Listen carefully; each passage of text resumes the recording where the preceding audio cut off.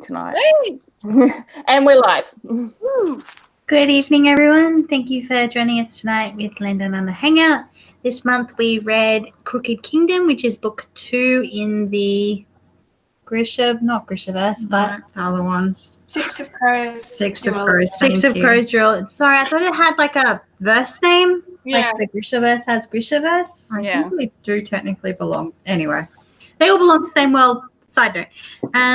We read this book as our second book because I decided that I wanted to. After I read the first book, and it felt like a good choice since I was having since I've had not great luck with good books in the previous years. So we'll start off with talking about what we all thought about it. We'll start with you, Mel. Oh, good. I found this world very dark, which is a bit off-putting for me because, as we know, I'm not into the dark. So it's a little bit off-putting because of that. But other than that, we got kisses, and that was good. I was like, kiss. Yeah, the whole entire book, you're just like, and kiss. Would you stop flirting and could you just kiss, please? And then kiss the right one. No, not that one. Yes. Oh my God. But I knew. We'll discuss that later. Don't go there, Melanie. But yeah, I mean, I really quite enjoyed it. I think I gave it 4 stars in the end, which is pretty much me giving it an extra half star after the first one because I got kisses. Yay. That seems reasonable. I think that's a perfectly reasonable explanation as to why I gave an extra half star. No, that sounds I'm like willing to own that. I would have given them another half star if they'd given me more than just 2. More than just kisses. Elizabeth, what did you think? I had a few issues with it, but mostly I enjoyed it. It was just really fun. I liked that we got to spend more time in Ketterdam and to really kind of see the gang on their home turf. That was really cool. Yep, I like Plus there were kisses. Yeah. Kirsten? I really enjoyed it. I liked it better than the second book. I mean, better than the first. I liked the second book better than the first book. It's like a Friday night because I don't have to go to work tomorrow, so I've had a glass of wine. Like one small glass of wine, and I'm already with it. Anyway, sorry. Yes, I really liked it. I did listen to the audiobook for this one, and I read the physical book for the first one, so I don't know whether that made a difference in how much I liked it. It did take me a little while to get into the audiobook because we talked about that in the last hangout, but it was a little weird with some of the voices and stuff, but I did get used to it and I did really enjoy it. Karina and Naomi will tell you that I sent them a message at one point in the book, like, because I think they were the only ones who'd finished it when I read it, and I was like, I need to talk to someone. So now I want to know what point that was. It was the kiss that was the wrong person kiss. Right. And I was like, God damn it, I've waited all this time, and then I was not even, I was not happy. I resisted a lot doing any tweets or anything at that stage, I must admit. So, yeah, but I really enjoyed it. I'm glad it was a duology as well, because I think sometimes I feel it didn't have that thing that you usually get with the second book where it's like, no, this is a bit, not really going anywhere, and I liked that. So, yeah, we can talk in more detail later, but I really enjoyed it. Sarah? Yeah, I pretty much echo the sentiments already spoken. I enjoyed this more than the first book. I think it is because it was in Ketterdam, which is based on Amsterdam. I've been to Amsterdam. I love the city. I could totally visualize it. It had a grounding in it that I feel like the Ice Palace in the first one I couldn't quite get it, if it makes sense. This felt like somewhere the author knew intimately, and I felt it through the writing, like, reading between the lines. It was just all there. So I loved that. I love those kind of worlds where you feel immersed. And yeah, I think it's also, we were straight into it, which I like. There was no pussyfooting around. We were straight in. I love the different, like, the games being run, like, we're going to go this way, we're going to go that way, what's going to happen, false starts, good. It was in some ways for me, it was a better heist than the first one again. And because we got to know the characters, there was just so much more that I understood from their reactions and the payoffs and everything. My only criticism is that everything was probably a little bit too wrapped up in a bow at the end. I mean, yes, there was a death. Spoilers. Sorry if anybody's watching this and expecting not to be spoiled, yeah. I hate to disillusion you. And there was a death, so it did feel a little bit, Star Wars / Serenity about that, like someone has to die kind of thing. Yeah, I agree. And that felt a little bit, that did feel a little bit like that. And then everything else was wrapped up in a bow. I don't know whether she'll go further with this. She's already done the Grishaverse. I would love to follow Inej, and that's something I would like to do. I still don't like Kaz, but I'm okay with that. I really liked was Kuai. God, he is definitely the 16-year-old of everybody else who's obviously in their 20s. I loved it. Anyway, on to the next. Karina? Obviously, I liked it. I picked the first book because I enjoyed both of the books, and I wanted everyone else to read them. I also really enjoyed them, which is why I forced everyone else to read them. Yeah. If you don't mind me jumping in here, Six of Crows is, when I saw you guys were reading Six of Crows, that's what sold me on this book club. I'm like, yes, I am there. Yeah. High five from the Brisbane people. We are champions. There you go.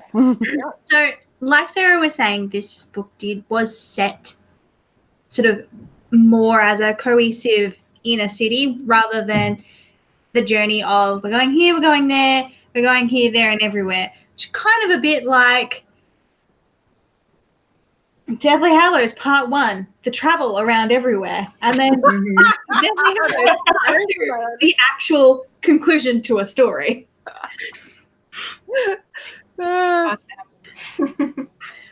And while I really did love the first book, I did enjoy how they brought everyone together, like how they brought in all of the characters from not just the first book, but like external characters and how they weaved them all together. I don't know. There was a question in there and I don't know where I'm asking. I don't know your brain. Why can't you read my brain? It can just be a comment, and then I can comment. Okay, but there was a question that I was trying to lead to like keep the conversation going, and I lost it. I'm sorry, it went somewhere. Okay. My brain's not quite functioning tonight. That's fair.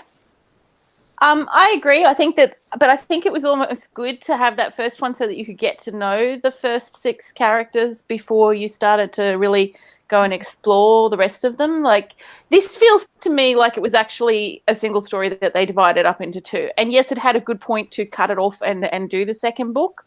So it was well balanced in that respect. But it also felt to me very much like a very cohesive single story that, if it was Brandon Sanderson, he just would have published it in one book. Yeah, you're right. But no. And he would have had like Inej on the boat after.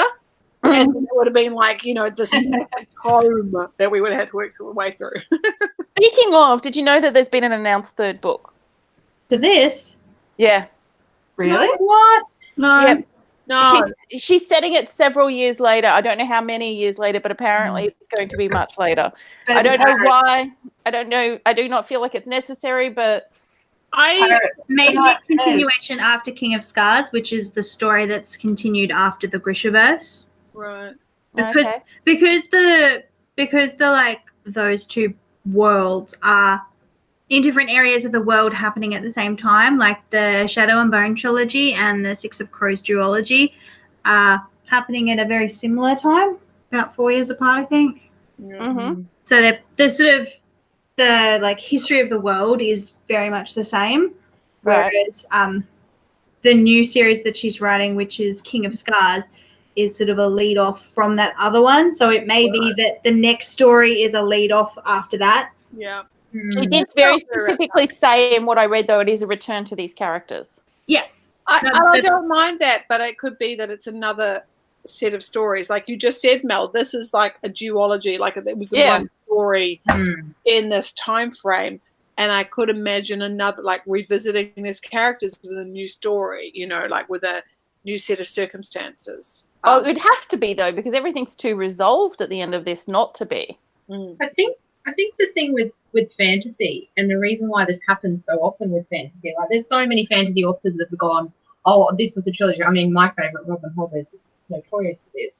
And then going, oh, I'm going to do another trilogy in the same world with some of the same characters. And I think the reason is because the authors for fantasy spend so much time building this world, and then they build this world so like intricately, and then they build these characters, and then it's like, well, I wasn't just picking a story. I've got these characters in this world, and now I can probably just keep the world going. Whereas it's not like a lot of sort of non-fantasy novels. It's just like, I've got this great idea for a story and this great idea for a plot, and I'll build around that. Whereas this, with fantasy, them building the world, then they've kind of got the world already made, and now they just have to work within that world. And yeah, I don't know. I think that could be a reason why it happens a lot. I mean, it's certainly been happening for a long time. David Eddings did it. Yeah. Oh, yeah. And look at Sanderson. Many we were talking about him before, about the character of Wit, who is in apparently every book. Yep. You know, like that universe, that world is huge. It's several worlds. You know, so really fascinating stuff. And we even, I mean, I was actually telling my mother about oh God, Closed and Common Orbit. Becky Chambers. Record of a Spaceborne Few. I was telling her specifically, as you guys know, that was probably my favorite. Like, I loved book 1 and I love book 5 and book 3. But I was telling her specifically about that, and what I loved is she'd talked about the Exodus, and then we were with them, and so, you know, she built up this like backstory, and then we got to, you know, be in it. So I can totally see this author, Elizabeth, you good with authors' names? Leigh Bardugo. Thank you. You know, continuing this world, this universe, and exploring it with some of the same characters, new characters, and I like this world. I want to spend more time in it, so I'm excited that she wants to do more in it. The question is, will you go read the other series? The Grisha one? Yeah, so there's it's a Grisha universe, right? And then there's other books, other trilogies set in that universe. So there's this book. It's called Shadow and Bone. It's book 1 of the Grishaverse. No, this is the Shadow and Bone trilogy. They're all the Grishaverse. Oh, right. Okay. Yeah. My bad. That's what I was trying to like gesture to you before, because it says Shadow and Bone trilogy on the spine. Thank you. Yeah, so basically when Grishaverse is basically referring to the world that they all live in. Yeah. And we have met the protagonist for King of Scars as well. He appears in Crooked Kingdom. Yeah. Is it the king? King Nikolai. Oh, okay. I want to read that now. There's also pretty massive spoilers in Crooked Kingdom about this trilogy. Oh, really? Yeah. But But it is I hadn't realized it was in there until I re-listened to it and went, oh shit. Like, because now I'm reading these and I know the names of the characters and that, I sort of had that, oh, I know who that is. But listening to it the first time, like, I wouldn't have remembered it. Yeah, I was wouldn't going to say, remember probably. Yeah, I was going to say probably whatever it was, I will have forgotten by the time if I got to it. So, yeah. Just so that you know, Kirsten, you're the next person I have to let you know that your book is for August. So. Oh, okay. I'll start thinking. I haven't actually got one in mind this time. Usually I've got one picked ahead of time, but. That's why I thought I'd mention it in case you were wanting to go King of Stars. Oh, I think I know what I might pick. No hurry, you've got like a month to pick, so don't worry. No, actually, I think I know. King of Scars. King of Scars. King of Elizabeth, is that another another trilogy set in the universe? I don't know. The first book is only just recently out, so Yeah. it could be a trilogy, And is but it I'm not sure yet. Is it Sorry? It's going to be a duology. I think she said that it was supposed to be a duology. Okay, I can look it up. As long as I get King of Scars. Yeah, it was out just recently. Let me have a look who it is. Yeah, it came out in January. Oh, really? That long ago? Zoology, okay. It's still not That long ago, that feels like it was yesterday. I Yeah, know. I was just going to say, have years you- going fast. Have you seen how many books this woman reads? It's April. We're not that far in. But just Yeah, steering Nikolai duology. just steering our way back to Cooking Kingdom. Yes. Technically, we're adjacent on topic. So just going back to the characters, who of all the main characters, who do you think has the best overall character arc? Like, whose character arc did you enjoy? Sorry, would be a better way to explain it. Wylan. Wylan. Screw you guys, still on my answer. I hate you all. Sorry. No. Yeah. Actually, Jesper a little bit as well. Thank you. I was just about to say Jasper was actually really good as well. Like, he Because he's really got such a huge part in Wyland's arc. So Yeah, it's sort of formed both together, kind of, really. And also his own acceptance of himself. yeah. Yeah. Like, he would not be the person he is without him Growing as a person. yes. sorry, there's him as a Wyland. What? Jasper. Oh, okay. Jasper wouldn't be the person he is at the end of the story without the growth that he has throughout the book. And he wouldn't be able to accept himself loving Wylan at the start of Six of Crows. Like, there is no way he would have been able to accept that of himself. No, I think he would have, even if he had, he would have just screwed it up anyway. So Yeah. I think he would have been like, I can't really care for a person in the way that it would be a long-term thing. Yeah. This is just going to be a fling, whatever. yeah, I mean, in the end, really, one of his major problems was self-sabotage. So Mhm. yes, that's exactly what I would have thought he would have done. Is he would have sabotaged it in this way because he wouldn't believe that he could manage it. Yeah. I really appreciated the stunt that Jasper pulled off in the end. Which one? When he fires the gun and calls upon his powers. He bends the bullet. Oh The yeah, Angelina Jolie's it. Yeah. but he wouldn't have even known to do it if it wasn't for Wyland as well. Like, having put the idea in his head. Yeah. No, and that's what he said. A little bit like that conversation reminded me a little bit of Mistborn with Vin not realizing what she was doing was, sorry, I know we're going on a different thing, but I remember when she was talking to, oh God, who's the guy with the beard? Who's the main character, like the other main character, the two of them? Beauty. It's been too long. Beardy. Sorry, what was that? Beardy. His name's Beardy. That's what we've named him now. Beardy. Beauty McBeard face. From Beardtown. That works. Yeah. Anyway, and he was like realizing that she was Mistborn, and because she was called in to try and change the conversations or affect them, because she was like, but all she had was the message she consumed, but she didn't realize she was doing that. She didn't realize, and that's what it reminded me with Jesper was he didn't realize that his way he felt his guns and felt the trajectory was actually his gift, which I was like, oh, I like that.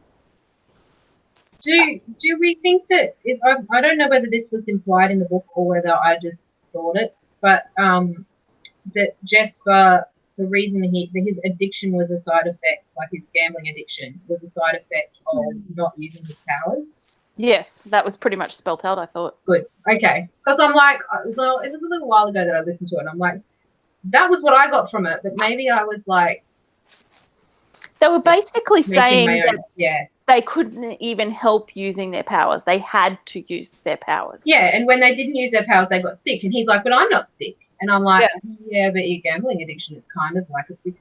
So, but I didn't think that it was explicitly said. I think it was, I don't know, maybe it was only kind of implied heavily. It was suggested by Wyland that that's what it was. Now, whether that was it or not? I don't know.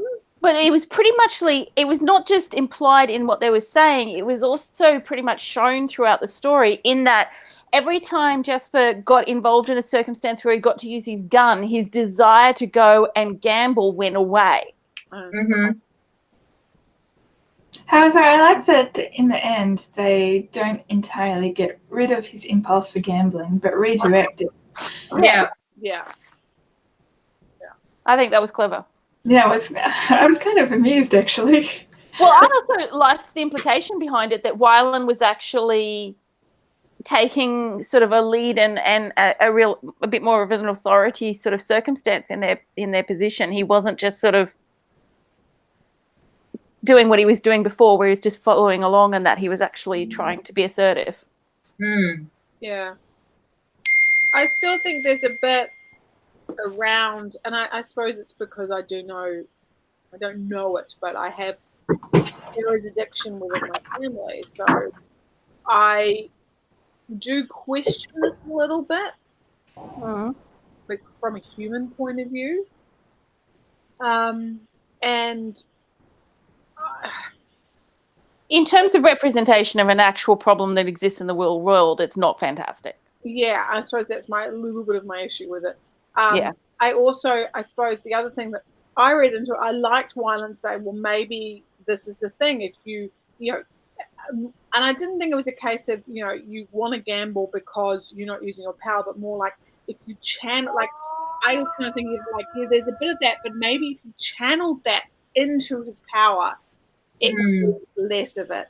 Because the other thing that I was thinking about was what so yes, he didn't feel it so much when he used his guns, but there was huge risk involved with his guns. It gave him that same thrill that he saw, right? Of that, I don't know which way the dice are going to go. Yeah, that's sort of what's implied in the first book is the reason why it fulfills him. Yeah, so I suppose I was a little bit like about it, but I went with it, I guess. This is why I'm scared. This is why I'm scared to read a new book, because I would hate to find that she's sort of messed up some of my happy endings, which I totally buy she would do because she's clearly that kind of person. So happy endings are boring in some ways. I don't know. It's no, Sarah. I don't mind being boring. I like boring happy endings. Me too, Mel.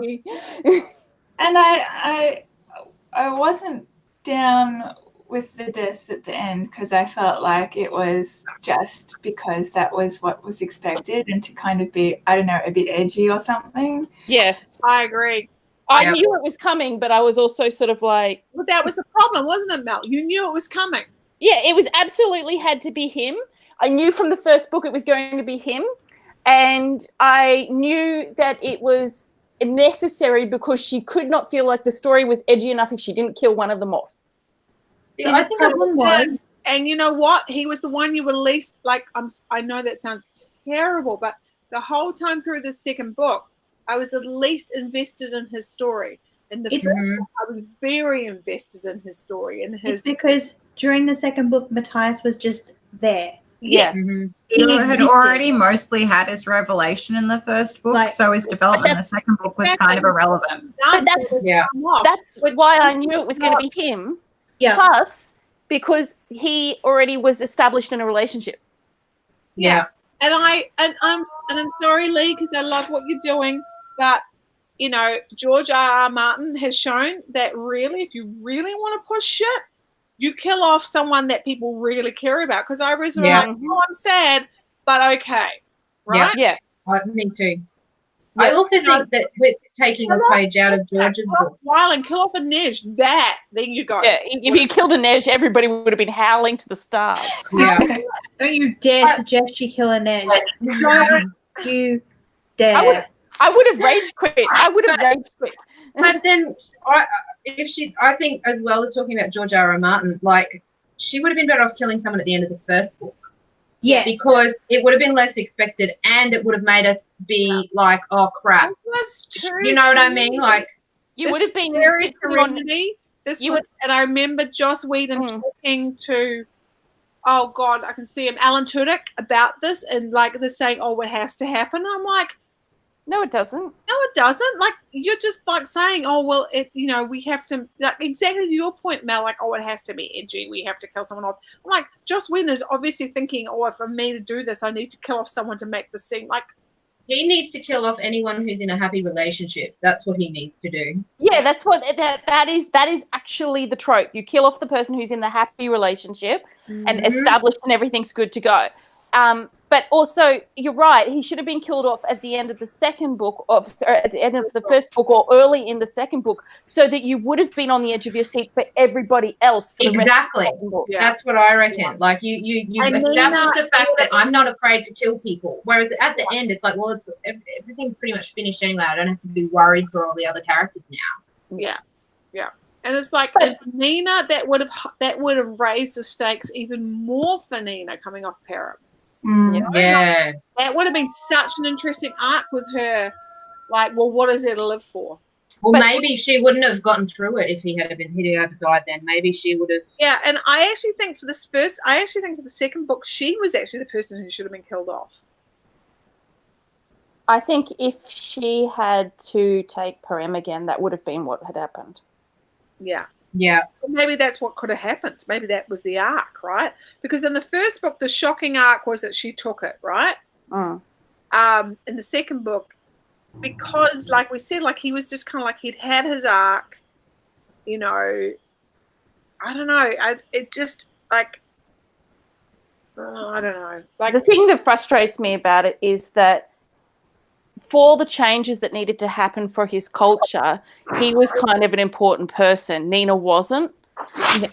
And he was the one that showed that you could change, that they could change, that they could see a different point of view. Yeah. So he was important from that respect for the future development of that world.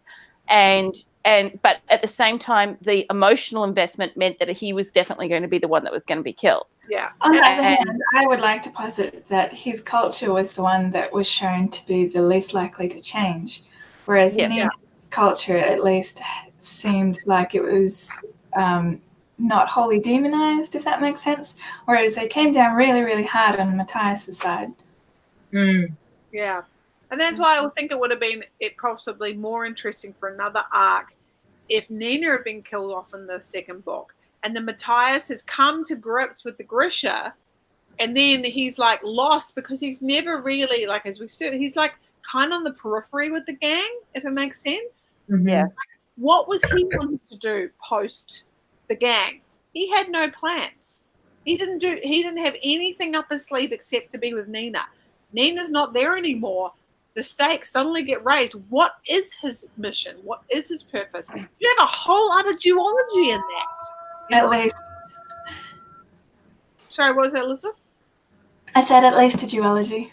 Yeah. And a worthwhile duology. Like, that would have been, like, I wanted to see Inej go out and get a revenge and fix things and stuff. But to me, that would have, following Matthias's journey on doing that particular journey would have actually been the more interesting story. Indeed. On another note, I like Jesper's dad. Oh, God, yeah, man. I loved him. Yeah, he's great. He was really good. He's just, I can so see him. He was so good. He was so a dad. He was just so a dad. Yeah, he was very much just a dad. It was the best. He was just like, he wasn't perfect. He didn't do everything right. But you know what? I love my son and I'm there for him and I'll do whatever I need to. His decisions were not motivated by his own interests. They were motivated by keeping Jesper safe. Yeah. It felt honest, and you forgave him for Jesper keeping his power under wraps because he didn't, like, it wasn't done out of maliciousness. It wasn't done out of greed. You got it, right? You got it. And it's also, we got a glimpse into a world that we haven't really visited yet, which was over in, I don't know where they're from, but you kind of got a sense of, this isn't Kittadam, this isn't Ratvar or Ragvar. It's a world where people do have to be a little bit more secretive. This is a farming world. This is a rural world, Things are different. I actually likened it, strangely enough, to Frozen. In that one, in Frozen, I was quite angry at the parents as to what they did to their daughter in terms of forcing her to to submerge her talents and everything, because they were in a position of power in a world where there was no real establishment of this being bad. It was just an unknown. And whereas in this case, it felt justified, even if it wasn't right and even if it did mess with Jesper's head, to do it. Because like you said, Sarah, they were in a world where it had repercussions to have these powers. And he'd had experiences that showed not only repercussions that were from the big wide world of the war going on out there, but also just from the local environment of how this could have repercussions. Exactly. Yeah, it's interesting. Yeah, I was also really shitty with the parents in Frozen. Yes. Very shitty with. That's a long discussion. That's a whole other world. Yeah, I do get slightly frustrated with those kind of, like, there's a lot of thinking through in there, but there's also some others that are there. Anyway, we will discuss Frozen at another point in time. Another thing that was good about having Jesper's dad there was that it introduces an adult into the mix, but one that doesn't necessarily have power. Yeah. I was going to say, I'm such a fan of that trope. He was used.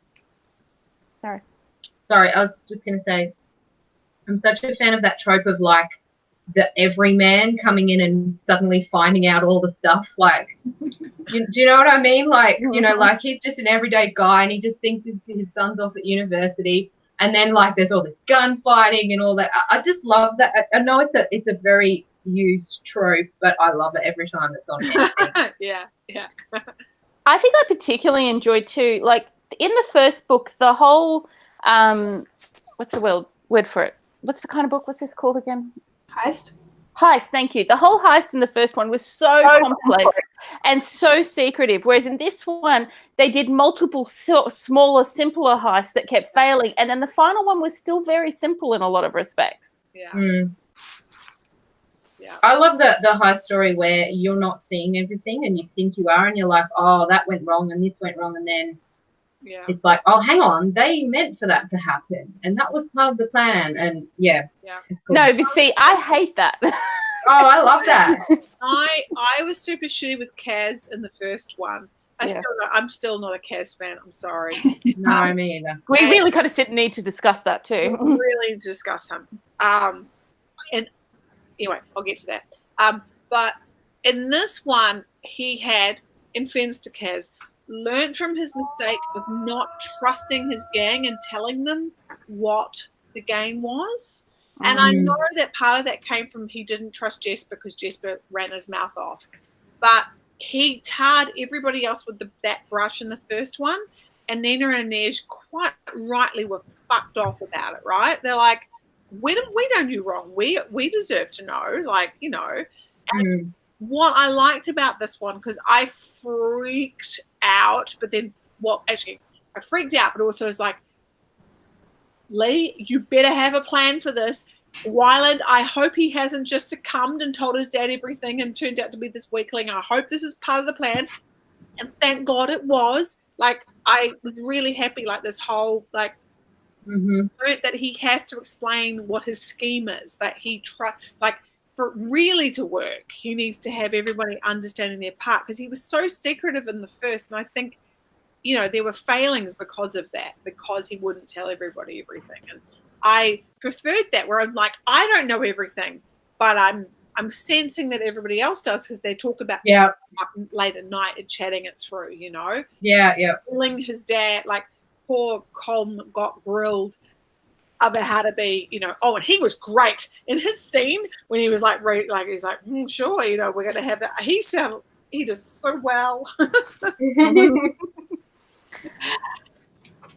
I think that, I agree that but I think it was part of Kaz's development that he was more open this time around. I must admit, though, when Wyland spilled this time, I totally didn't buy it for a second. She taught me from the previous book, don't believe a thing that happens. I just had my fingers crossed. I was like, I really, really hope that this is part of the plan and not Wyland. She's not painting him to be a weakling, and she can. So, because I was like, nothing about Wyland has proved to be weak. So, you know. He's definitely not proven to be weak. He might not be knowledgeable about the streets, but he hasn't proven to be weak. Yeah, and he's observant and a fast learner. So, I think that was the key part about him. He was quite intelligent. It's just he couldn't read, and everybody kept judging that as being a reason for not being intelligent. It's like, dudes. I'm like, dude, he's mathematics is his language, you know. Did anybody? Sorry. He's strong with his numbers. Just because he can't read letters, and the problem is that he's dyslexic by the sounds of it. Exactly. Quick to understand. Yeah. The letters just don't look in the right order, and they don't make any sense. Mm-hmm. And like, even thinking like 50 years ago, kids with dyslexia wouldn't have been able to, we would have eventually been able to help them, but generally they would have just struggled. Especially if it was severe, as severe as he has, where words just literally have no meaning. He would, it's no surprise that he didn't, nothing made sense. I totally cried the whole chapter with Wyland, with his mum and the story, what happened to him and everything. I just cried the whole chapter. Me too. Oh, God. When he walked in the room and it was all paintings of him, I lost it. I was in the car driving to work and I'm like, no. But I did a mix of the audiobook and the physical book. It helped me get past it because it was like you got, I think Kirsten said it, in the beginning of the audiobook I struggled quite a bit, and then once we got further on I was fine. So having the physical book sort of helped me at those stages. I did that chapter twice over deliberately because I read it first and then I went back and I did the whole audiobook and just listened to the whole thing again. It was hard, but it was so Alex, you're such a bastard. Jan van Eyck deserves to die a sullen death. What? But the thing was, and that's the bit that got me, was Wyland's memory of a person who was fighting for him and wanted him to do better, but maybe he never did. It all kind of fell apart. And if nothing else, you learnt that Wyland was industrious and he used the tools he had, like a great memory. Memorizing stuff. That was he has so much of what he needs to do well, and that's what he needs. And what he really needed, which is, as Naomi said, when we learn about dyslexia and we learn about other non-neurotypical disabilities, that don't enable someone to work as well as a neurotypical person, we know how to work with them with the strengths that they have. Like his thing was music and his thing was numbers, and today he probably would be reading by now because people would have worked with him in those ways, not So, and as someone who's a parent of someone who's on the spectrum, I'm just like, oh my God, thank God, I live now. I always quote where people say, when would you live if you wanted to live in any other century? Now. But in some respects, it makes me appreciate Lee's choices in terms of how she built this world, because as much as I found the world itself bleak, the fact that someone like Wyland ending up in that environment is exactly where he would have ended up. If he was rejected by his family, he would have ended up on the streets and trying to make his way despite the fact not knowing how to read and things like that. And his father tried to kill him. He did. That's more extreme.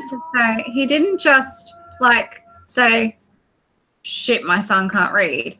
He was downright not just trying to kill him, but sending him to university with blank. He's trying to hide it. That level of maliciousness of, you're not even going to look at this, so I'm not even going to bother writing anything, and sending him the notes, begging him to come home and things like that. That's horrible. Yeah. Well, not to mention just getting rid of his wife and having her committed just so that he can have another son with somebody else. Yeah. I was showing an appreciation for Lee of showing disabilities in an environment like this. Yeah. I know, and you're right that it would have been very difficult. I think what I'm glad that she had in this was someone like Jan van Eyck being juxtaposed with someone like Colm. Is showing two fathers who have sons who have issues, and one, and they both try and deal with it in their own way, but one who's doing it through love and one who's doing it through self-interest. And that the one who did it through love didn't get it right the first time. Well, that's what I Yeah. mean. Like, he still didn't get it right, but it was through love, right? And it wasn't because he was like, well, how does this, am I affected by it? He's like, how do I keep my son safe? Whereas, Jan Vieck was all about, this is all about me, which it wasn't, but he made it all about him, where Colm didn't. Colm was like, this is not about me. This is about my son, and it's about my wife, and it's about that legacy of keeping us safe. So I was very moved by that. And I was very upset, actually, by that, because I could totally see where he was coming from, It was hard. It was a hard chapter. I must admit, though, what does it say that I think about Kaz? I actually considered for a little while that perhaps those letters that he couldn't understand why his father was bothering to write them, maybe were from Kaz to try and manipulate him. Or I wouldn't put it past him. That's the problem, right? Yeah. But I realized I thought about that, and then I thought Kaz would never try to, I think Kaz had worked out that he wasn't reading them because he couldn't read. Yeah. And I don't think that Kaz would have invested time into something that wasn't giving him anything. No, that makes sense. And look, honestly, I don't actually think Kaz is that evil. I think it was something that entered. It says something about what I thought of Kaz. That I considered it. That was all I meant. Yeah. I totally know what you mean. I mean, he felt like he'd get something out of it, but it was more, I think he had observed Wylan and he thought, I can use you, but not by using you up, if that makes sense. Like, I can use you to get something, but you will not have to. I don't have to torment. I don't have to torment, or I don't have to, like a candle. Like, I can use you to light my way, but I don't have to have you burned down, if it makes sense. Yeah. Because there are other situations where you're like, I can use you, but it's going to cost you. You don't even know what it's going to cost you. You don't know what the fuel is that you're burning for me to achieve what I need. And, that was obvious, I think, with his, when, Wylan talked about how Kaz never made him feel foolish or silly or unintelligent or treated it like a problem that he was dyslexic. He was just like, okay, that's fine. Well, let's work on something else. Like, he said, and that was the thing, like, Wylan realized that it wasn't necessarily a big deal because Kaz didn't think it was a big deal. Yeah. And I think that was really cool, Should we talk about the Kaz redemption arc? I don't think he's fully redeemed. I don't know. Well, I think just talking about Kaz and Wylan, I think that Kaz saw a bit of himself in Wylan. Like, having his father figure betray him. Like, I know that his brother didn't betray him, but in his eyes he did by He failed him. falling for this scam and then dying of the plague. Like, The other figure was Pekka Rollins in this situation. that too. But yeah, like, I think that he saw, like, I think that's why he didn't ever torture Wylan the way he did like Jesper. Like, I don't think that he was really torturing Jesper as he was punishing him, because in his eyes Jesper had done wrong. I don't think that Kaz ever tortured anyone. Like, he didn't do things just to cause pain unless he thought that you deserved it. Like, if you had done something to deserve punishment, he would punish you, but he wasn't just going to punish you for no reason. And on top of that, Kaz knows the value of cultivating a reputation. Yes. Like, he is not as terrible as he tries to make himself look. Yeah. Yeah. And I think that's a key factor behind it all, because a lot of the stuff that he does is more things that he says than things that he does. Like, a lot of the times when Inej was upset about things, he just said something, hadn't actually done anything. Yeah. Although, moving on to Inej, what do we all think about the romance/non-romance that Inej has had? Like, I never felt like it was truly a romance. I always felt like Inej didn't want him to be her lover. She just wanted him to be her partner. Her equal. Yeah. Like she didn't. Yeah. I think she wanted it more as an asexual relationship. She loved him, but she didn't want to love him. I think that would probably be better for her too. He was so long her boss. I actually don't think it's healthy for them to become, romantically involved, because I think there could always be a bit of a power balance.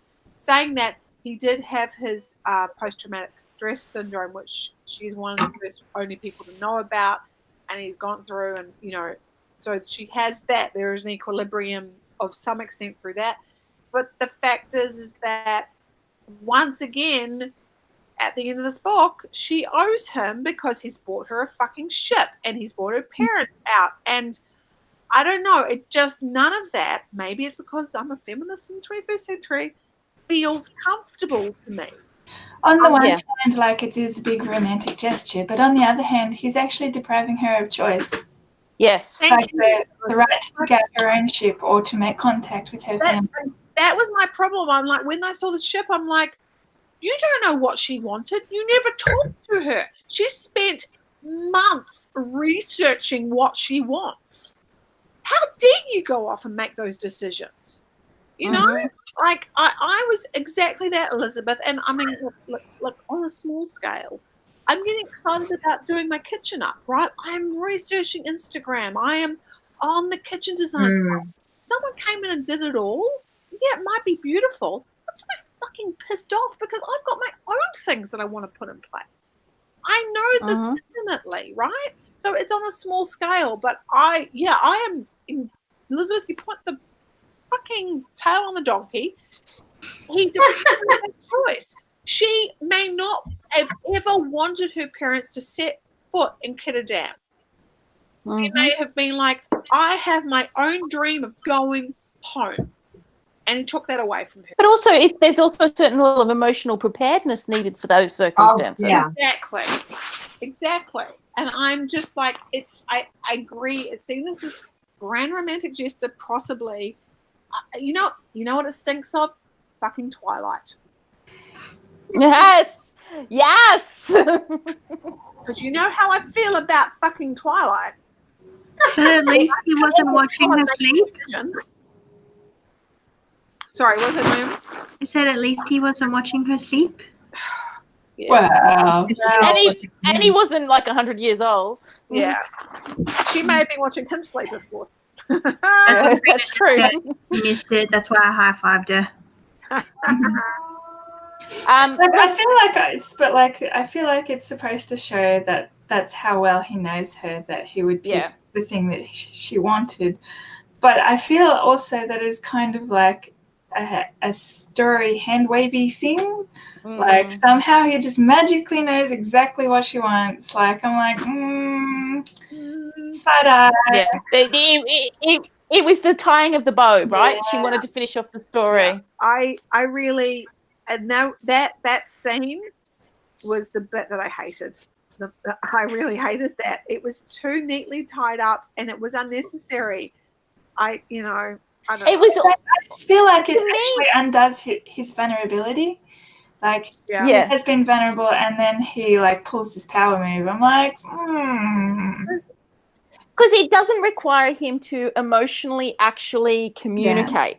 He does actions instead of actually saying how he feels or emotionally actually demonstrating in some way that's not just, hey, let me throw some cash around. Absolutely. And that was the bit. There was a bit, and I think it was the first novel, right, where she says, how can we ever have a relationship? You can't touch me until you can do these things.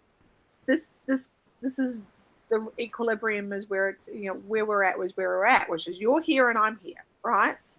And it was such a great moment, and I feel like this has all just kind of undone it, because I'm just imagining another scenario where she's got it all set up. She's got a boat, and she brings him on board to show him, right? I am proud of what I've done. You helped make this happen. I want to show this off to you. I want to show you what I've That's Yeah. that's And the you could have partnership. you When we could have talk about them being partners, yeah, that's and what I was you imagining. could have still you could have still had the hands moment. You had an emotional connection of I'll be here for when you get back. I'm looking forward to seeing then. And you still would have gotten all of the same plot points, but would have had a better emotional connection with respect. Yeah. And him going, look at you, good for you, proud of you, and I'm humbled by you. I'm proud, I'm proud to be your friend, maybe more, and I'll be here when you get exactly. That to me is a scene. If she'd set everything up and brought him on board to show off what she's achieved, and that he's been the reason why she can do it, and then she wanted to thank him, that would have been a better scene. I'd also think that it was the whole her independence was slightly undermined in that moment because the chapter had started off with her talking about how she'd been a bit lazy since she'd been staying at Wyland's house and things along those lines, which I've got no problems with. You go ahead and be lazy, Anish, that's fine. But to have her have that and then have him do all of those things for her so that she could get started, it was just this combo does not work for me. Yeah. I know, and I mean, maybe it's just, as I said, I think maybe I'm slightly biased because I'm a gal in 21st century in the Western world. But when that kind of stuff happens, Real Housewives of whatever county on there, I just sit there and think, Real Housewives of Ketterdam, man, that would be awesome. Yeah, the Real Housewives, I love that. I sit there and go, what do they want? What is this? This is paying you in a different way. Oh God, Real Housewives of Ketterdam, that would be awful. What's her face would just keep singing. Alice. Oh, Well, Alice isn't a housewife of Ketterdam anymore. No, she's not. She's moved on. I and look, okay, on to another different story. I is actually worried and really pleased with how Lee Bardero, is that her name? Bardugo actually had Alice, and then she's pregnant, and then how Wyland and Jesper with her, and I just was like, yeah, it's not her fault, and she's a bit simple, but none of this is her fault. Yeah, she's actually at heart a nice person, but she also knows this is the game you play. You have to marry up, And I thought that was very well treated because, she's not the evil stepmother, right? Yeah. No. But I mean, that's the thing. She was never written as the evil stepmother. Like Wyland always said really lovely things about her. Like that's what I mean. Like I'm agreeing with you that was really great about it. That whenever he looked back on his time at home, he was always like Alice was always really kind and lovely. Yeah. And while she was a little bit odd, which I suppose is a way that they would have said simple, like she seemed like she was a couple of sandwiches short of a full picnic. I like that. Yes. She's licking windows in a special way. Yeah. Just finishing off Inej and Kaz, though, I wouldn't say that I do like the idea of them, their main part of their continuing relationship being them getting on top of this whole slavery thing between the two of them. That I like the idea of. Yeah. And to overcome their respective traumas together. Yes, yeah. I think so too. Like the scene between them with when he takes off his glove, it was really powerful. Yeah, I just would have liked it if like Sarah said, the power between them was established as being more equal at the end. That's all. Yeah, they do walk that back in an unfortunate way. Yeah, because he had already bought out her indenture and given it to her as a gift. Yeah, and just given that she'd come from Aunt Helene's place and everything she's been through, to trust people to do things, like even though she knows this crew, it just doesn't ring true. Someone did this for me and they don't expect anything in return. I don't believe that. You know what I mean? And again, to echo what Elizabeth said, her choice of buying out of her indenture and being proud of that, I know I've got freaking Destiny Child going through my head. Bills. I pay my own telephone bill. I pay my. I'm an independent woman. I do my thing. Like it's kind of how I'm feeling. Like for Inej, is like, oh wow, yeah, I don't need to do anything. I've got a man fucking paying for everything. You know, because her circumstances were very different to Nina's. She needed to feel like she had control of her life again. Nina never really felt like she completely lost it. and Nina had, let's be honest, a superpower. Yeah. Yes. Although by the end of the book, she kind of didn't. Like, her power was what she was used to. It was sort of a learning curve to learn how to use it again. And actually, Inej did have a superpower, but she didn't realize how to wield it, what she could do with it until she got free of Tante Helene. So, Oh, that's a good question. Sorry, have you guys actually read King of Scars? No. Because I was just wondering, if it is set after this time period, there's a very good chance Nina will be in it. Nina is in it. Right. Nina and Zoya. sorry, I asked this question from you. I'll ask it again. Is the lead character Strumhold? Yes. Okay, good. Okay. Because I don't know what the king was actually called, but I know who the privateer, who his face, was. Yes, yeah. I was like, I don't know what his real name is. I don't know what the king is called. I liked him. He seemed fun. Yeah, me too. Yeah, I must admit, I'm not particularly interested in reading the concurrent ones, but I think these ones, the King of Scar ones, I might be okay with reading. I didn't like Zoya much, so I'm a bit. Yeah. I'm just like, do I really want to go back to those first ones? I didn't really like it. I don't think Zoya's meant to be likable because she's not likable in the other trilogy either. Right. That's what I mean. I don't think I want to read the first trilogy because I didn't like her much. Saying that, I didn't like Kaz much, but I liked other characters, so. Depends on if it's done the same way with a cast of characters, I suppose. Yeah. Because, I mean, I must admit, I probably would have struggled with these books if it wasn't for Wylan. The first trilogy isn't a cast. It's set from Zoya's perspective? No, it's from a totally different character's perspective. Okay. Speaking of cast, I was a little bit disappointed that the women were outnumbered 2-1.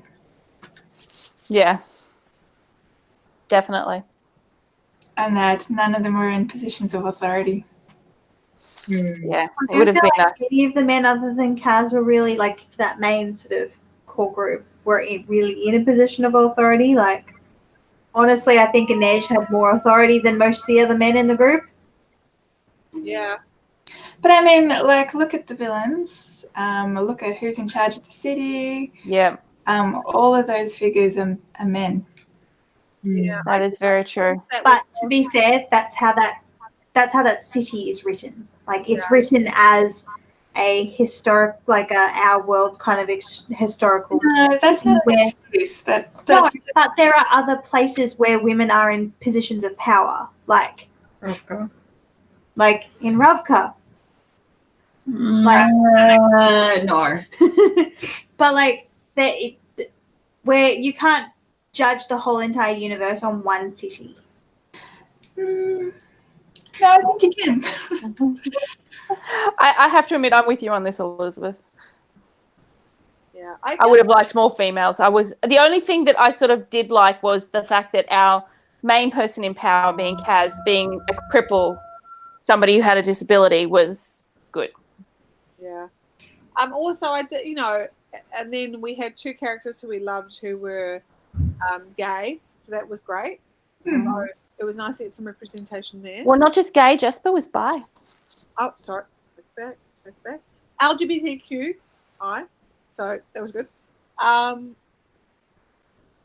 But you're right, like all the bosses, and the only female boss we really heard about was Tante Helene, and she did sound dreadful. And not many of the bosses actually sounded any good anyway. So no. But not to mention most of the women that are there or have been engaged in sex work at some point in time, which is fine, but there's not a lot of contrast there. Yeah. Yeah. I think pretty much Alice was about the. Yeah. Oh, and the other assassin, I guess, whatever her name was. The insane one. Oh my God, she was insane. I actually got a bit like Anesia at one point. I'm like, just shut up. Yeah. Although I appreciated that it showed up Inesia's weakness. That she's not a character who's like been trained a lot in combat. She does some amazing things, but her combat skills are not like super up there. Yeah, I felt that was one of the most. Sorry, Mel, you go. I was going to say her skill more lay in being quiet than in actual combat. Yeah, Or in her circus skills at least, and Yeah. that kind of strength of hers is how she ultimately defeats the assassin. Like she takes like her weakness and conquers it with her strength, which was awesome. I really enjoyed that. The scene on top of the silos was one of the things that I was like on the edge of my seat for that part. I was like, oh my god! And yeah, I really enjoyed that. I thought it was a really good action scene. I thought it was actually interesting at that time how Matthias turned into a commander of Grisha. It was fun.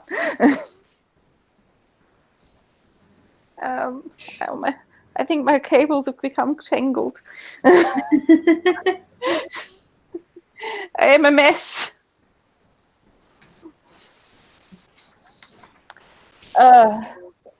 Anything else we want to talk about? Yeah, I'm just having a look at my copy on my husband's older Kindle to try and work out go to. I think I wrote a single note, and I think it was, "This world is so fucking dark." I'm not sure I agree with you on that one. Like, I feel it's a bit like Kaz in that it is supposed to look dark, but it's not actually all that dark. Yeah. I don't know. What does everyone else think? I don't know. I think it's pretty fucking dark. At least from the point of view of what we see. Like you were saying, women aren't in any positions of real power. Like a lot of the women we see are forced into slave labor. But True. I mean, we do only see people who are in the slums or the worst of the high society. Like we don't really see any of the middle class and what their life is like. Yeah. And we also don't see much hope for those people for getting out of those circumstances. Like they're taking some pretty desperate measures to try and get themselves out of those circumstances. Yeah, but that's what I mean. Like we only see like the worst of the sort of upper class, and then the slums. We don't really see anything of the middle. So maybe it isn't as bad as it seems, but from the points of view that we get, it does appear like this is a very, very dark world. Yeah. I mean, they are just recovering, I suppose, from the war. Like, and even then, it's still like nattering on. It's not a full war, but it's still like still there. Repercussions. Yeah. Why am I doing something that's connected to 3 cables? This is stupid. What are you doing? I'm doing a blanket that's connected to 3 balls of wool, and it's. Oh yeah, no thanks. Yeah, it's very tangled right now. Anyway, I'm sorry. I'm distracting everybody. Sorry. Just looking up to see if there's any other comments. I enjoyed the friendship between Nina and Inej. Oh, that was one of my favorite parts. It was so we actually talked. I don't know if you were in the first hangout, Elizabeth, but I was for most of it. Yeah, I remember that being something we all talked about in the first hangout, was how refreshing it was to see a great female friendship that wasn't like they didn't have to become friends through being suspicious. Like it was just there, and it was believable. And I don't know if it's having a female author that makes a difference, but yeah, I loved that again, and they loved one another. And there was actually a bit in this book where Inej says to Nina regarding how do you say it, guys? The Revka? Yeah. Revka. She said, "Look, I love you, but your people, the Revka, have not treated Sully very well." And that kind of dawning on Nina, like she never considered that, and also that realization that Inej had never put that on her. You know, in all the years of friendship, she never put that on her. and I was like, wow, that's pretty big. That's pretty cool. Plus, it's real friendship when someone is willing to give up their chocolate biscuits for you. Yes. Oh yes. Oh my God, yes. That is true friendship. I would like to say, guys, I would give up my chocolate biscuits for you, or at least I'd share them.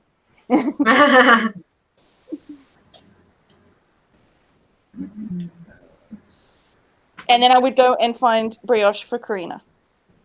Karina doesn't eat brioche anymore. Brioche has What? butter in it. Not vegan. God damn. I knew it wasn't vegan, but I thought there maybe you were vegan. Maybe you could make your own brioche and use Nutellex or something. You should experiment. Is brioche in your bread thing? I think so. We're going through a bread book.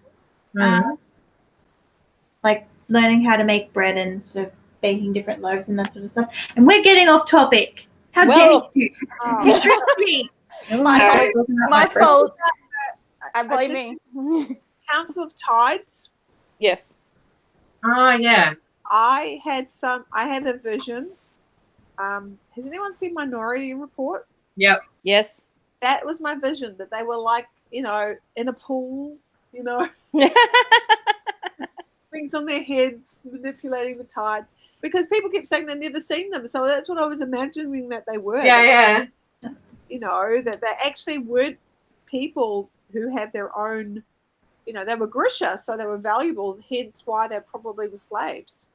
So I just wanted to share that I kind of just had this vision of Minority Report. So I was very surprised when they really did show up at the end, because I was like, but that wasn't them. No, but they did to Kaz.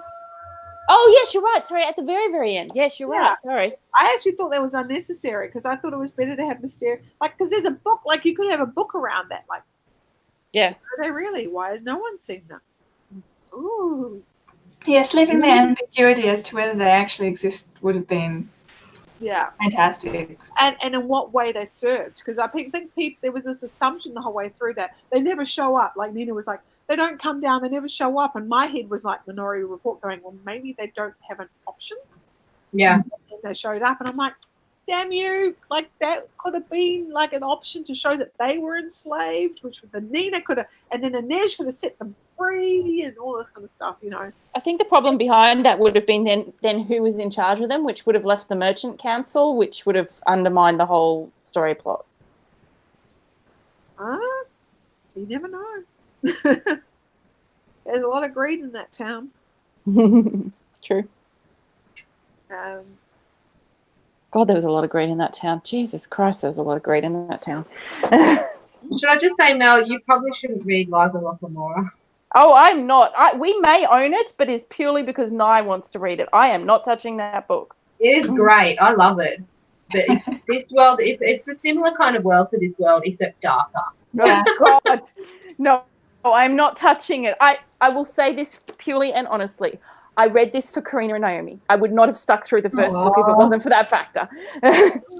She loves us. Yeah. There is no way I did not love Wylan enough in the first book to get through it. Otherwise, it was just not going to happen. Plus, the female characters are handled much better in Leigh Bardugo's books. That's true. Selling point. Yeah, you had complaints about this. They actually exist? Yeah, right? Yeah. Don't even get me started on that series. Has anyone ever read any high to medium high, I don't really know what to call it, fantasy where females are not as, are equal, if not the ones who are, setting the world tone? I'm even thinking about, Sanderson's high fantasy books, and others are there's this kind of thing of going, well, in our world, if it was a sideways world, in our world back then, females were always the ones who stayed home or didn't have, that much of authority kind of thing. Is anyone reading any high fantasy or medium fantasy? I know of a series which has got a lot of females in it, but I wouldn't necessarily say that it was, you know what I'm talking about, Elizabeth, the Witches of, what's the name? Yeah. Oh, yeah, I've read those now. It's got lots of female characters, and they're fantastic and they're powerful, but unfortunately the world is still misogynist. Oh God, and the shit that happens to the people in that book. Jesus Exactly. effing Christ. Yeah, 'cause I It was mean, very disappointing. is it Naomi's favorite book? Are you talking about Kushal? Oh, that's George's favorite book. It's who? Geez. Georgia. Jeez. Oh, geez. Okay, I couldn't remember if it was Naomi or Geez. I haven't read it. Lots of females in there, and there's some powerful females, but it's still a freaking misogynistic world, right? Yeah. Yeah. 'Cause Yeah. And again, it's high fantasy. And So- their power comes through sex work as well. Yeah. yeah, even though it's better than our world. as Yes. far as- There is an ownership to that sex work, but in the end, it's pretty much their only avenue of power. yeah, which is really disappointing. Yeah. Sam Hawke's City of Lies is a little better, I would say, but it's not like, I wouldn't say it's super, super high fantasy or anything. It's actually quite low magic. I guess I'm just thinking, I'm like, we need an author to really turn this on its head. Like there Yeah. seems to be this trope in it to say, well, we'll base it on, worlds of bygone eras, and of course women didn't have any power, so that's what we'll do in our world. And I'd like to see that turn on its head a little bit. I think one of the few that you did actually see that a little bit was the N.K. and Jemisin ones that we read. Oh, well, those are the ones with all the stones and the gems and the jewels. Yeah, Broken Earth Trilogy. Yeah, I couldn't get in. I tried to read the sample chat. I got very confused. Okay. Sorry, guys. So it's less misogynistic, but it has the main character. The main character is a female that's being hidden as a boy because his mother is mad. It's called The Bone Dolls Twin. It's by Lynn Fwelling. Her first series was the first series that introduced me to male gay characters. Like, her worlds are fairly accepting. Like, they're not, I wouldn't say they're like, the strong character is always female, but they're not as misogynistic as a lot of high fantasy, although I don't know that I'd call them high fantasy. Maybe call them like medium fantasy. Like, I wouldn't call, they're not like high fantasy the way that Lord of the Rings is high fantasy. Exactly. So I'm like, it's kind of medium to high. Yeah. But like, I was just I read the book a while ago, and I was just reading the synopsis on Goodreads, and I was like, yeah, that synopsis makes that book sound cray. It's not that cray. I was actually just thinking of a series, and I was thinking, oh, yeah, this Anne McCaffrey series is pretty good in that respect. I was like, oh, it's not fantasy. Yeah, I was doing the same thing. I was like trying to think of stuff and kept coming up with sci-fi stuff, but not. Yeah, and that, because you guys know I love sci-fi, so Yeah. like I think, oh, it's so equal. Oh, it's sci-fi. I think it's a hole that a lot of authors fall into, that they feel like if they write fantasy, they can't write it so that it is an equal or even matriarchal society, because it means it doesn't feel like it's that old school world fantasy sort of thing. Like, they have to base it on our history. And it's like, why? It's a different world. It really bugs me. So leave it with me. I will have a look through my list of books I've read, and I'll see if I can find anything. Be really interested, because I keep on thinking about Sanderson, and I haven't read that much Sanderson. Like, I read the Mistborn series, and we're reading. What did we read the first book of? Yeah. You know the ones. The King. Yeah, Way of Kings. Way of Kings. Yeah. And it's still fucking misogynistic, right? Yeah. Like, I mean, I know all the worlds there are connected, so I'm like, okay, fine. And I know that, like, in the Mistborn world, you end up going to a cowboy, like a Western world in the next series. Yeah. But, so it's still all based on our times, but it's like, right, okay. And then, and it's there, right? Everybody, in the King of Swords or whatever it's called, they're all off fighting wars on the Shattered Plains, and they're all men, which, with their, going off to fight their battles and watch everything, and then have their, tea time after, which is just, What I did find interesting about that series, though, was that it was like the women were the scholars, which is still probably more stereotypically female than battle. But, like, it did, like, I liked that there was that interesting thing of, like, reading was a female thing and it wasn't manly to read, and that kind of turned that thing on its head of in our history where women weren't allowed or taught to read and men were. Yeah, but there was also that whole. But I wouldn't call it. Business, Yeah. That safe hand business, which I was just like, wow, that sounds like another way of, hampering a woman to do things. Like, like I was like, right, okay, like I can understand where that's come from in real life in history. The thing is that I don't really expect Brandon Sanderson to really break boundaries in that area. He's very traditional Christian, so exactly. I mean, he's Mormon. That is a lot of that tradition coming through. So, yeah, I know. But even thinking like, I'm just, Declan Carey, it's all a bit sad. Yeah. I'll have a look through my backlog of stuff and see if I can remember anything that might fit the bill. Yeah, that would be cool. It'd be really interesting to see another take on it. I wonder why. Gate to Women's Country. Oh. Sherry Tepper. Sherry Tepper, Gate to Women's Country. I haven't read it in a very long time. I was planning to reread it. Sorry? Tepper? Tepper. T-E-P-P-E. T-E-P-P-R. Tepper. It actually is a matriarchal society. Okay. And the women all live in the city, and they decide when they're in charge, and they decide when they're going to have children. And the men live out in the countryside, so they actually have a separated society. They come together and, decide when they want to have babies and things along those lines. And they're often committed to a person in that environment, but they still live separately. And the women keep the women and the men take the boys. Okay, it sounds a little bit sci-fi. It's a post-Holocaust feminist dystopia. It could be. I'm not 100% sure because if I remember, I did start rereading it about a year ago and I didn't get very far because moods. But I feel like it was very much like more of a fantasy style world. But that's the thing. Like when a lot of the people like Sherry Tepper and Anne McCaffrey and things like that, when they were writing, they blended. So it'll be a very fantasy feeling world, but then you'll find out that it's sci-fi based because actually they flew here at some point. I like that. Cool. I'll definitely have to check it out. It sounds very interesting. I mean, I actually believe that dystopia needs its entire own genre. Like you got sci-fi, it's dystopia. I'm like, dystopia has its own genre.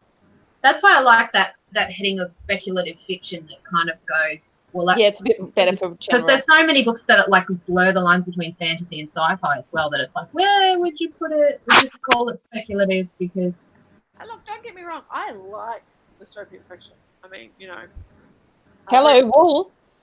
Sorry? Hello, Wool. Yeah, exactly. The Hunger Games. Wool. What else was there? Do I get cast out of the group if I say that I haven't read The Hunger Games? No.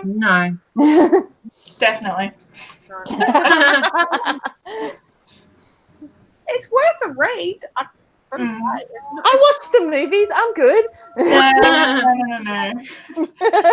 Quite a different beast. If I could just interject with the fact that we've gone so off topic, and one that was here for our talking about Crooked Kingdom is long gone. Very true. Give me a chance, Naomi. I can bring it back around. I'd also like to point out, if they've watched our things before, they know we do this. Yeah. And if you're watching and you have a suggestion, a book suggestion that's high fantasy that has strong female characters and a society which is more to the point. It's society, not just the cliche strong female character, but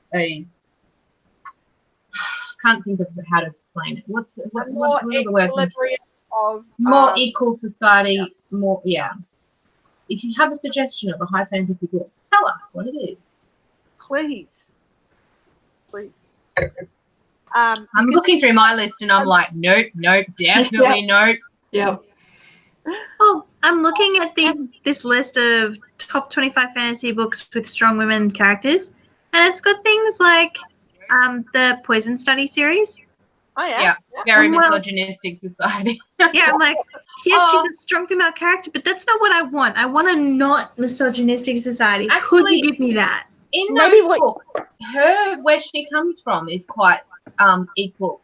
Like there's women in power in that. Like so there's like Ixia and oh god, I can't remember what the other one was called. But there's like basically two countries, and one of them is the one where they're all magical, and the other one's the one where magic is outlawed. And the one that she comes from, which is the one where they're all magical, is much more equal. Like there's like positions that are like kind of like a council that's in charge, and there are, I think it was either equal women and men, or there might have been even more women. I can't remember. So I've thought of one. Yeah. N.K. Jemisin, the Inheritance trilogy. we just talked about that. About that. No. That we was the talked Broken Earth trilogy. Okay. I'm talking about the Inheritance trilogy. Yeah, I only read the first one of that. Yeah, I read the second one. I haven't read the third. I've got it. I don't think I can read The Gate to Women's Country. People, like someone said here, who's given it 2 stars. I had issues with this novel. 1, there was this opinions, like fine, but 2, the depiction of homosexuality as an illness that successfully gets eliminated by some good old genetic manipulation. Oh no, thank you. I'm not sure I can support that view. And then they have, which I do support, Tom Hiddleston doing a face palm as a gif, and I'm all about that. Yeah, that's exactly how I feel. I must admit, I was very young when I read it. I do not recall that. That's it. Naomi, do you have more questions? I wanted to know what people thought about Wyland moving back into his dad's. Thanks for bringing it back around, by the way, Elizabeth. Alright. What do we think about him moving back into his family home? I have mixed feelings. I think he'll probably figure out that it's not the place for him in time. Like, Well, He's got to establish himself first. So to do that, he probably still needs to sort of ride the family line for a little while. Yeah. well, the thing is, I think that if he does stay in his family home, he can start making changes, the changes that he wants to see that would improve Ketterdam. Not only that, but also Ketterdam for everyone, not for the rich. I think Yeah. along the lines of if I'd been through a situation like he had and you go, oh, well, this is yours. She didn't write Wyland's reaction to going back into that house particularly. She didn't write it. And to me, I thought the amount of emotion and memory he would have wrapped up in that. It would. Yeah. I suspect he's got post-traumatic stress syndrome from it. Yeah. Being in that, like, he was like not happy there. He's been his happiest ever living when he was living with the dregs, because he was free. I don't know. I don't know how I feel about it. I don't know whether she just because Jesper was there and like they're getting it on. I don't know. Like, I think it'll be one of those things where he thinks that that's what he wants, and it'll take him a bit of time to work out that this isn't actually good for me, and it's not. I just thought he kind of like she didn't like him going back in there. Yeah. I believe. I don't know. Maybe this is just. I think it's a really big thing to do after everything. And you're right. He needs to put on a front, but I didn't feel like it got dealt with. Like it was like, oh, they're back in the house and everything's fine. As opposed to we're back in the house and Wyland is he keeps having memories and getting upset because something occurred. Like that would you, right?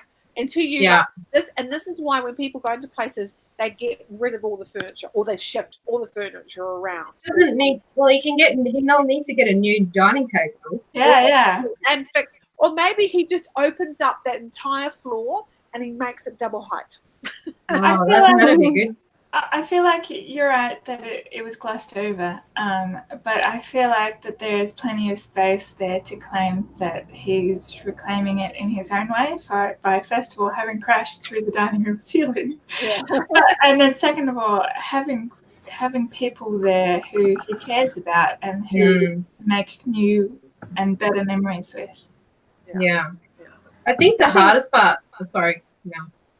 I was going to say, I think there's also room to be aware of the fact that while something awful happened with his father, he actually didn't realize things were going badly with his father, like really badly with his father, until actually his father sent him out of the house and he tried to murder him. That's a good Mhm. point. That's a good point.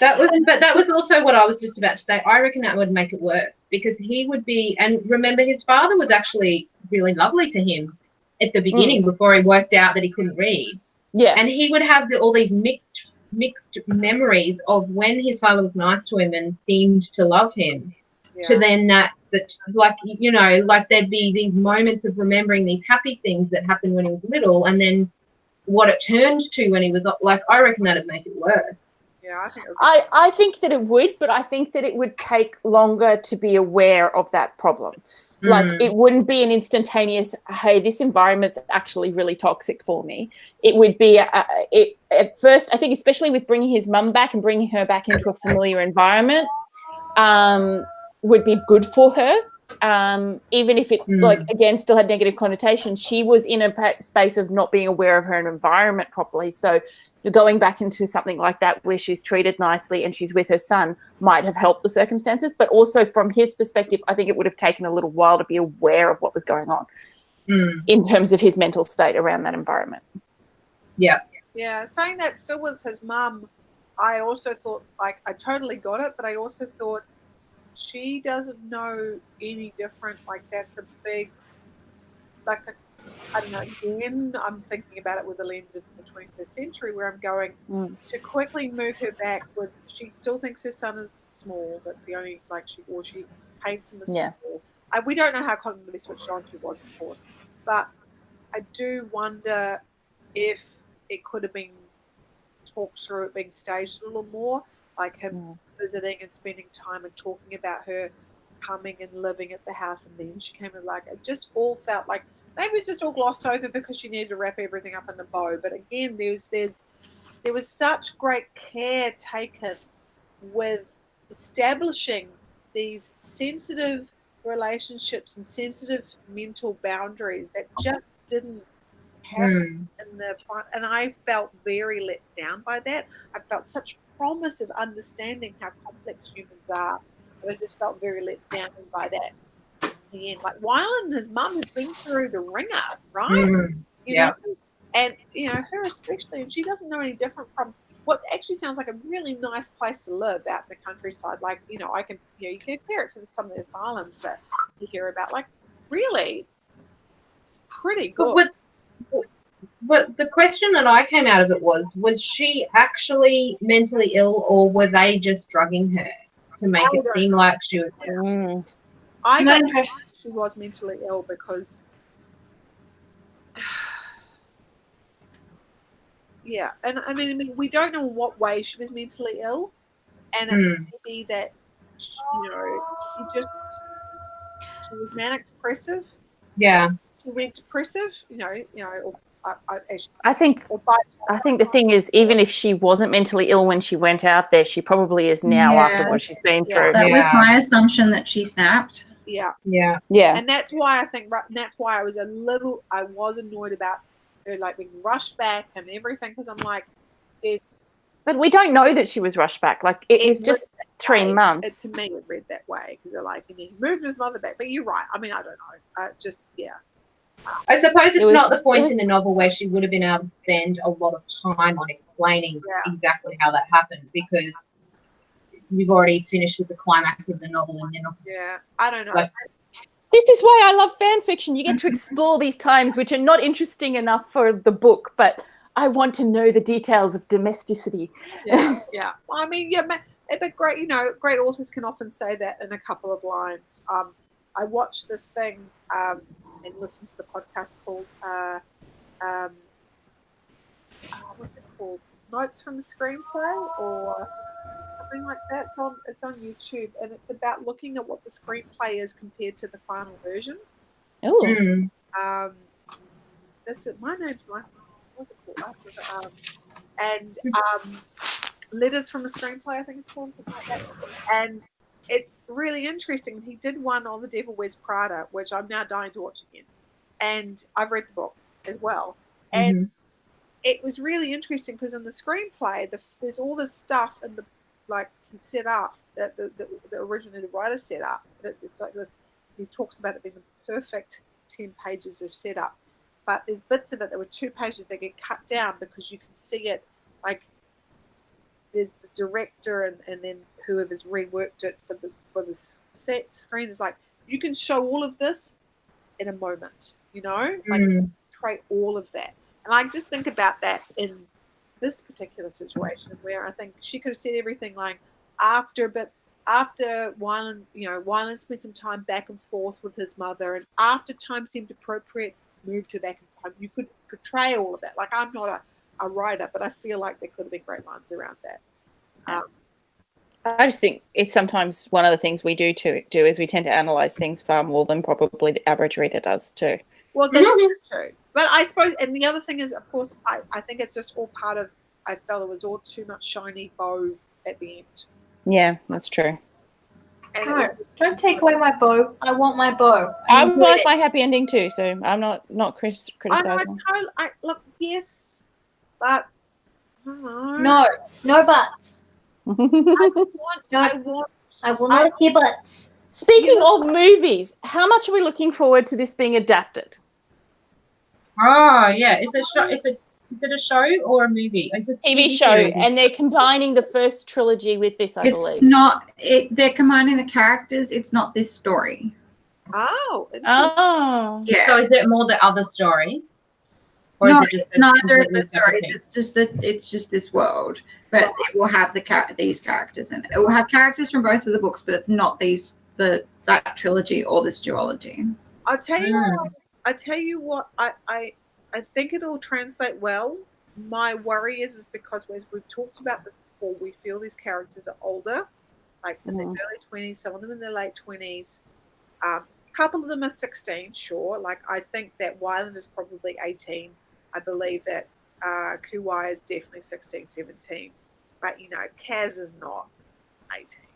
And then, but they always cast older anyway in TV. Yeah, I think that's my that's my only. Sometimes they even age up. Yeah, concern is that I think. Oh, well, look at Game of Thrones. We all talked about this, the first book that we all just went. I'm going to ignore the 18 and stick a 2 in front of it, right? Yeah.